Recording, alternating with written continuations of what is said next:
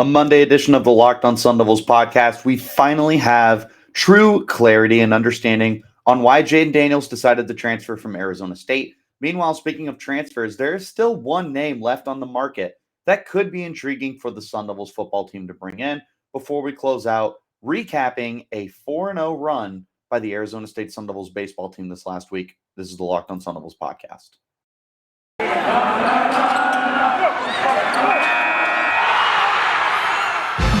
Locked on Sun Devils, your daily podcast on the Arizona State Sun Devils. Part of the Locked On Podcast Network, your team every day.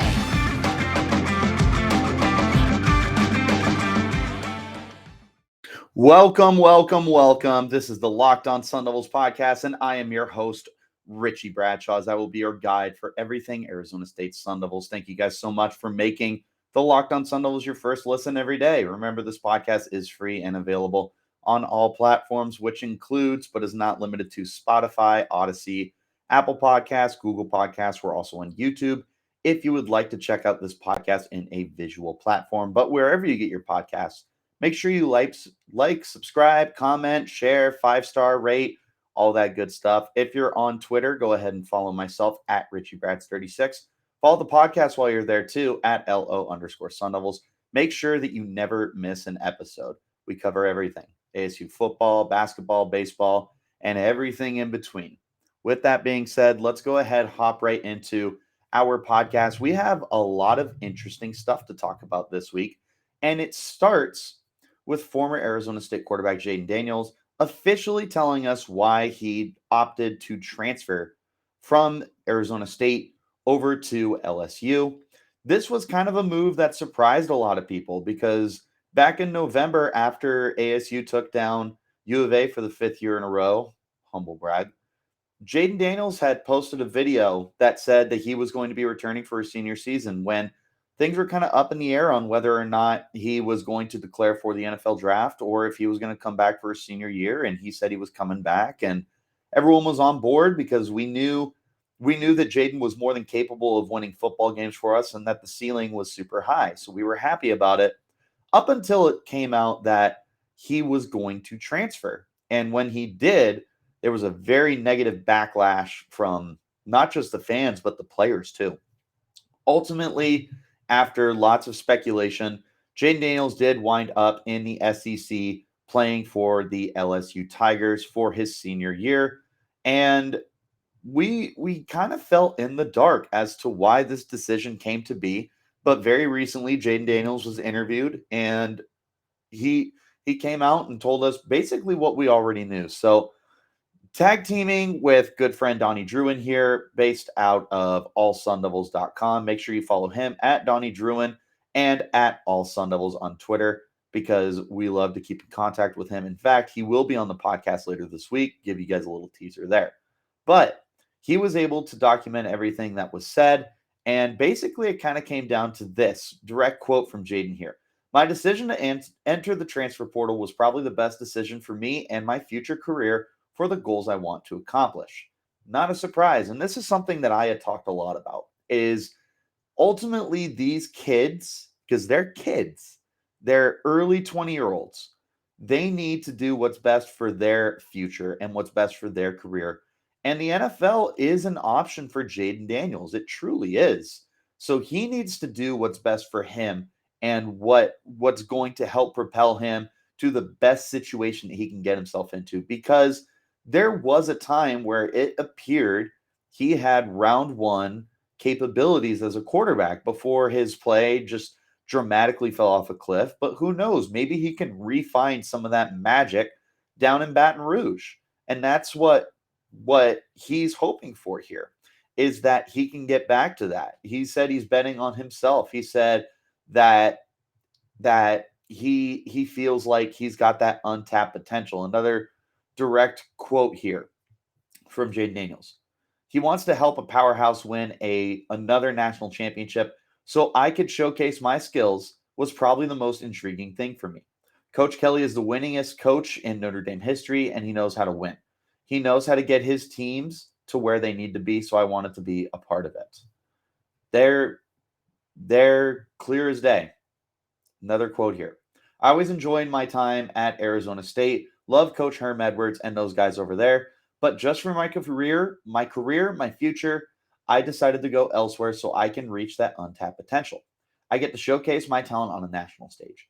Coming here and competing at the highest level with all these weapons here, all the resources, it's very intriguing for me. At the end of the day, I didn't want anything handed to me, and I felt like it was the best spot for me. This is exactly what I've been saying, not to toot my own horn, but this is precisely what I said at the very beginning, was that Jayden Daniels is going to LSU because it's the best situation for him to continue progressing as a quarterback and hopefully get himself to that next level. He has weapons in LSU.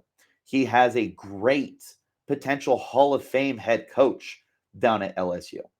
He's got the potential to be seen every single week by the national media, not like Pac-12 media where we famously have Pac-12 After Dark, but if we're being honest, that's not exactly the best place to showcase your capabilities. Ask Christian McCaffrey, who honestly was probably cheated out of a Heisman Trophy because nobody was watching his games consistently. Well, Jayden Daniels playing in the SEC, that's about as bright as it gets, and not just the SEC, but LSU, one of the more prestigious programs in the entire Southeastern Conference. So really, really like just the absolute best case scenario for Jayden Daniels was winding up at LSU. And again, tooting my own horn here, that was the place that I had picked for him. So neither here nor there, though. The point is, Jayden Daniels has placed himself in the best situation possible. And he basically confirms in this interview that this is exactly why he went there, because it's the best situation for him.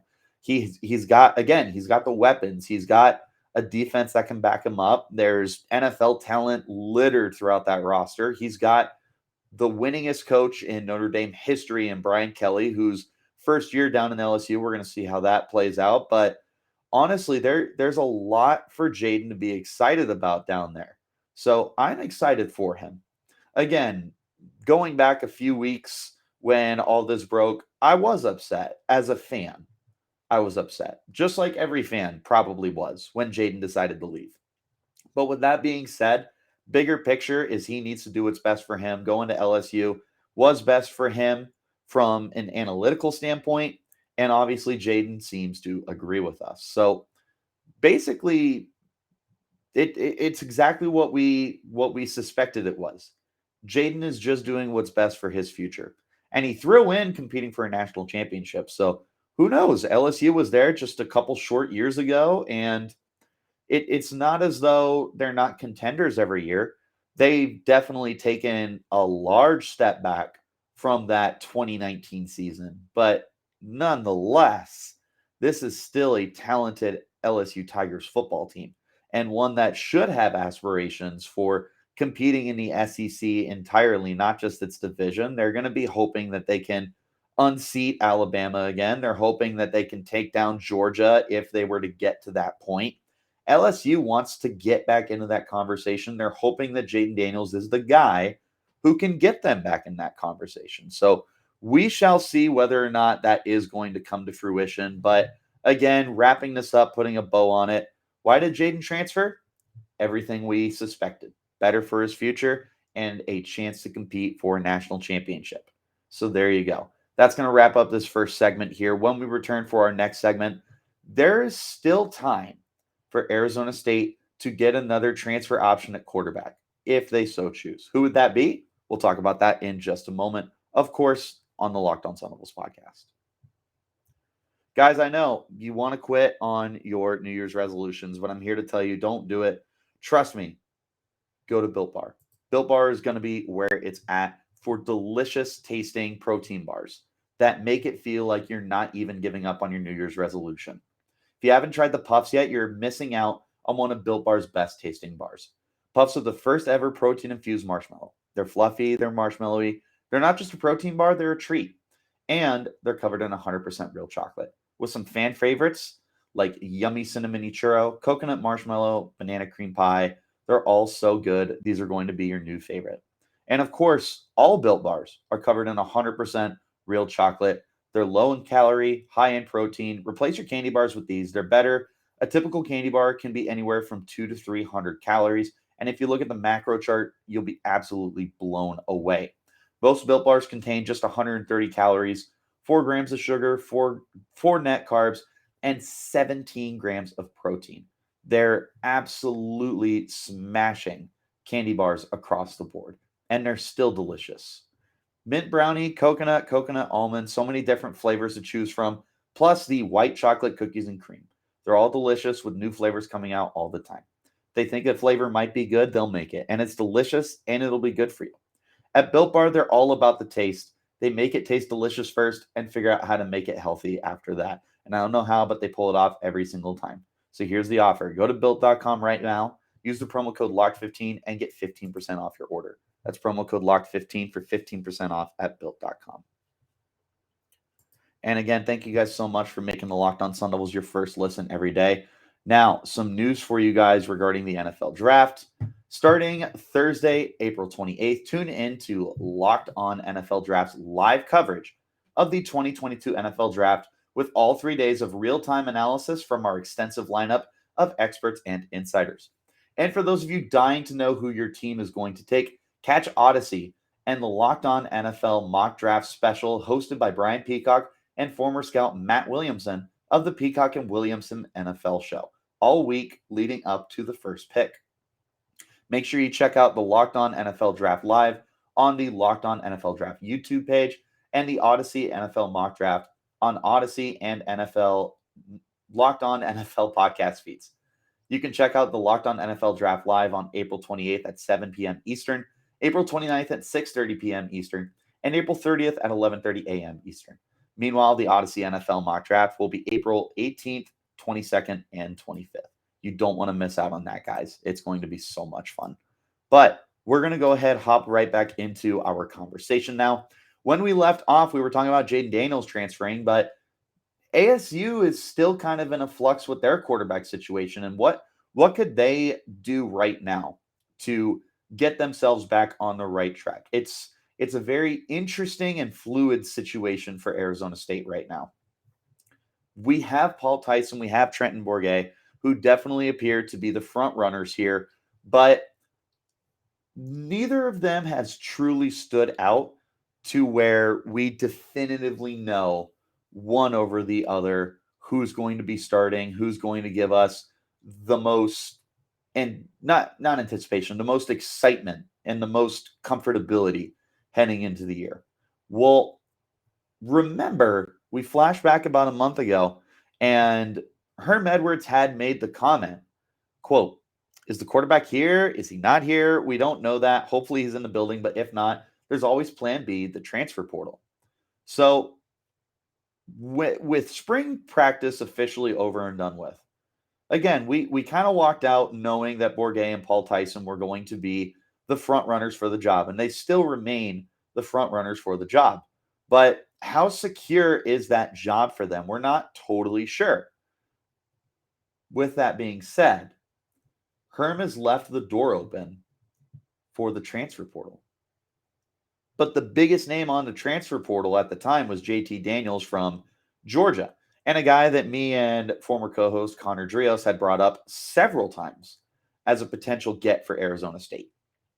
Ultimately, he very recently went to the West Virginia Mountaineers and will finish out his career there to hopefully get himself back into NFL draft conversations. But there is one more quarterback that is very intriguing that remains on the market, and it is Emery Jones, former quarterback of the Florida Gators. Now, Jones will remind many of kind of a Jayden Daniels kind of player in the sense of he may not be the most established passer, but he is a dominant runner.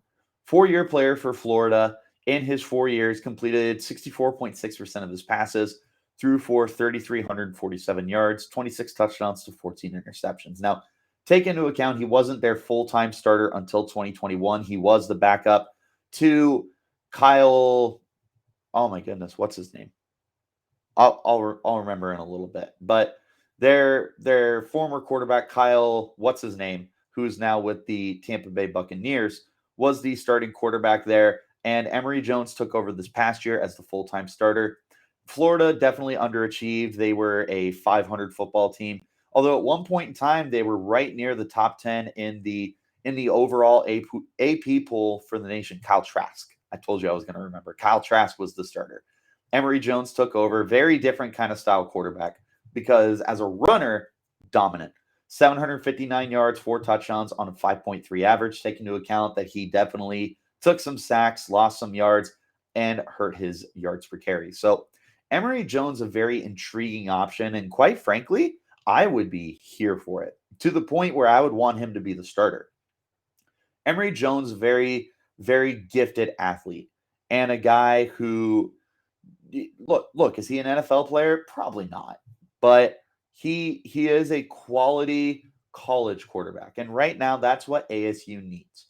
And quite frankly, the other enticing thing with Emery Jones here, and probably the biggest reason why I would want him outside of the highlight potential, is the fact that he has starting experience. Bourguet and Tyson do not have any significant playing time whatsoever. They have less than 30 career pass attempts between the two of them. Emery Jones, meanwhile, just started a full season for Florida and was quality. He was a good quarterback, good enough. Now, take him out of the SEC, take the numbers he put up and put them in the Pac-12, and you're talking about Arizona State as a potential 8-win program again and getting right back into that hunt as a quality football team. So Emery Jones, a very intriguing name here that's been put out, and of course put out by our good friend Donnie Druin. This came with the conversation of whether or not they could still look at a quarterback, but Emery Jones definitely the most intriguing name that remains on the market. I want to plant that seed as well. I want to further good friend Donnie Druin's point because Emery Jones is a very exciting player.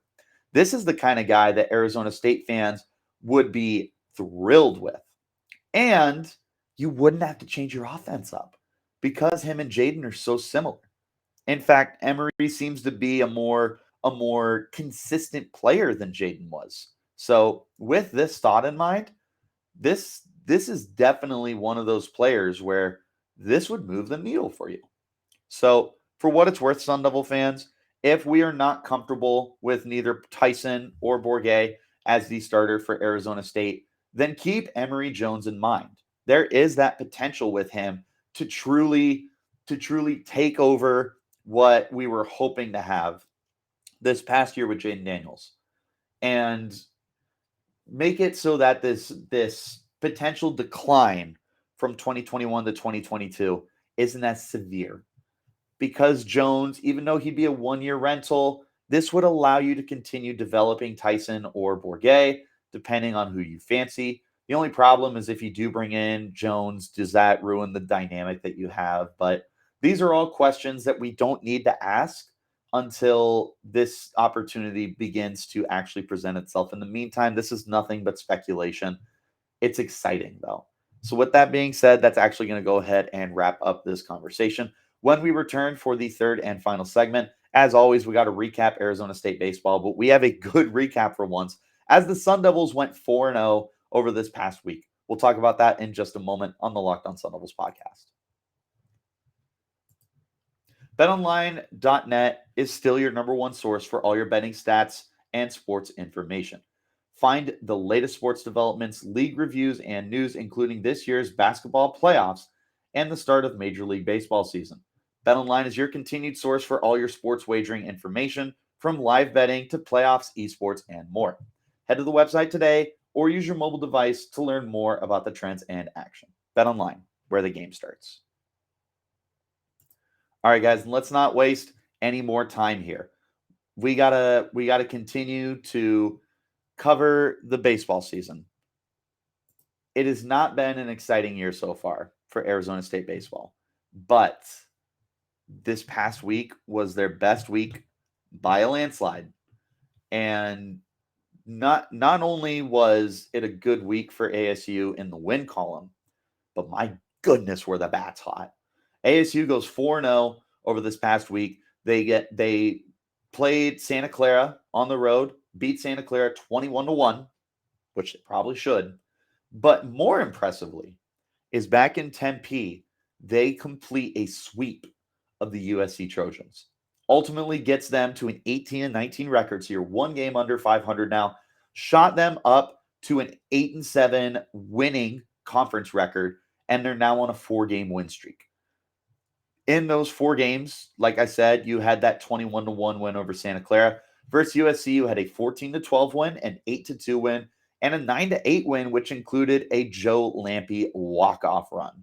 So awesome series for them. As we recap, Joe Lampe over the past week, naturally the biggest hero of the Sun Devils, went 7 of 19, so batting a little less than 500 there, probably in that high 300 to low 400 range, depending on how good my math is.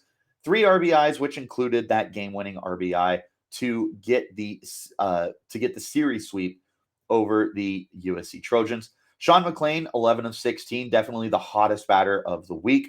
7 RBIs. Mclean was absolutely on fire, and he continues to truly boost all his numbers that we're going to get more into here in just a minute. Ethan Long, quiet week, only 2 of 15. He did nab 5 RBIs, though. So even though his bat might not have been as hot as we were hoping for, he still was one of the more consistent scores for the team. He did tie for second on the team this past week with the 5 RBIs. Sean Mclean naturally being first with those 7.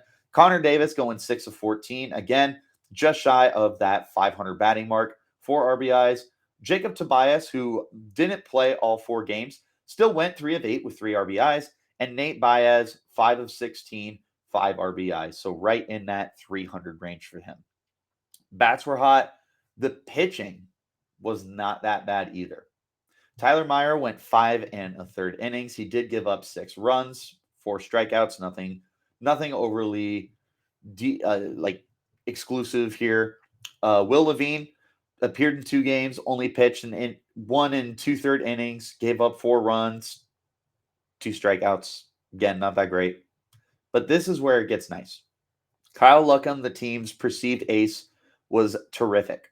Went 7 innings, only gave up 2 runs, and had 7 strikeouts. Outstanding. This, I believe, was the 8-2 win for Arizona State over the USC Trojans. Finally, Adam Tulloch came out for 4 1/3 innings, only gave up 2 runs and struck out 3. Have to be happy with the way that these guys played over the last week. The pitching remains erratic and absolutely the weak point of the team. But when you have good outings from Kyle Luckham, the way that he just gave you, that's the kind of consistency and upside that you need from this Sun Devils team to have any kind of faith that they can build some momentum and get this season back on track. Now for the whole season, looking at Joe Lampe, he's batting .321, has an OPS over 1,000 with 1,007, 29 RBIs, ties for the team lead with the aforementioned Sean Mclean, who is now batting .336 with a .949 OPS, 29 RBIs. Meanwhile, the number one batter on the team remains Connor Davis with a .341 batting average, .946 OPS, 26 RBIs. Ethan Long continues to drop a little bit, now down to .288 on his batting average. He has a .904 OPS, 27 RBIs for him. Jacob Tobias continues to climb, batting .293 now with an .852 OPS, 18 RBIs. And finally, Nate Baez rounds out the 6 main hitters that we focus on here. Baez batting .315, .909 OPS, and 26 RBIs. Looking at the pitching, we have Tyler Meyer up to 38 2/3 innings pitched, a 4.66 ERA, 1.32 WHIP, 37 strikeouts. Our ace here, Kyle Luckham, up to 51 1/3 innings pitched, down to a 4.38 ERA, 1.29 WHIP, 44 strikeouts, which is second on the team. Now, again, with Luckham being your ace, with the way the ASU baseball has been, you're quote unquote here happy to see his ERA in that low 4 range. You wish it was lower. If he could get it under 4, oh my goodness, it would just be a dream come true. But with the way he pitched this last week, if he can continue to build on that, That would be massive for ASU baseball moving forward. Looking at the rest of the guys here, Will Levine pitched 33 innings on the season, a 4.64 ERA, 1.45 WHIP, 21 strikeouts. And then, of course, we gotta hop into the guys who have been anything but great. Unfortunately, Adam Tulloch pitching 44 innings on the year, 6.95 ERA, so at least he got an under 7, a 1.61 WHIP, and 48 strikeouts, which does lead the team. Finally, Jacob Walker, who actually did not pitch this week, went 35 and a third innings on the season, 8.15 ERA, 1.61 WHIP, and 21 strikeouts. That's your update there. This upcoming week, we will be playing California State University Northridge at home before traveling down to the city down south, Tucson, Arizona, to take on the Wildcats in a 3-game series. The Sun Devils will absolutely be hoping that they can continue their winning ways, as they did beat U of A earlier this year, and would like to stay on that streak, not only to beat U of A. Naturally, we don't want to lose to them, but to keep going in the right direction with the baseball team right now. You're on a 4-game win streak. If you can find a way to beat California, that would be awesome. Start 1-0.